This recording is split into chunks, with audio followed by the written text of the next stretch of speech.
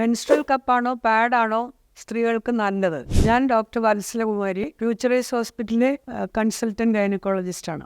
ആർത്തവ സമയത്ത് സാധാരണയായിട്ട് സ്ത്രീകൾ പാഡുകളോ ടാമ്പൂണുകളോ ആണ് ഉപയോഗിക്കുന്നത്. പക്ഷേ ഇപ്പോൾ മെൻസ്ട്രൽ കപ്പ് എന്ന് പറഞ്ഞിട്ട് ഒരു ഡിവൈസ് ഇറക്കിയിട്ടുണ്ട്. അതാണ് ശരിക്ക് ഹൈജീനിക് ആയിട്ടുള്ളതും അതാണ്. പിന്നെ നിങ്ങൾക്ക് സാമ്പത്തികമായിട്ടും മെൻസ്ട്രൽ കപ്പ് തന്നെയാണ് നല്ലത്.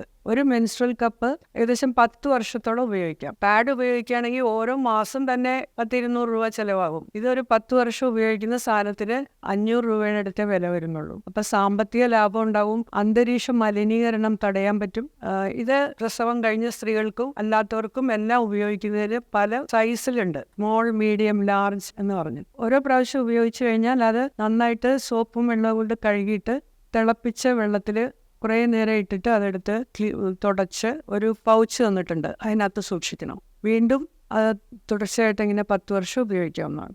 മെൻസ്ട്രൽ കപ്പ് സാധാരണ ഉപയോഗിക്കുന്ന പാഡുകളേക്കാൾ തീർച്ചയായിട്ടും നല്ലതാണ്. കാരണം ഈ പാഡുകൾ പലർക്കും അലർജിക് റിയാക്ഷൻ ഉണ്ടാക്കിയിട്ട് ലോക്കൽ പാർട്സിൽ ചൊറിച്ചിൽ, അങ്ങനെ സ്കിൻ ലീഷൻസ് ഒക്കെ ഉണ്ടാക്കുന്ന കാണാം. അത് ആ മെറ്റീരിയലിന്റെ കുഴപ്പം കൊണ്ടാണ്. അതേസമയം മെൻസ്ട്രൽ കപ്പാണെങ്കിൽ ഈ പ്രശ്നം ഉണ്ടാകുന്നില്ല. Future is Hospital.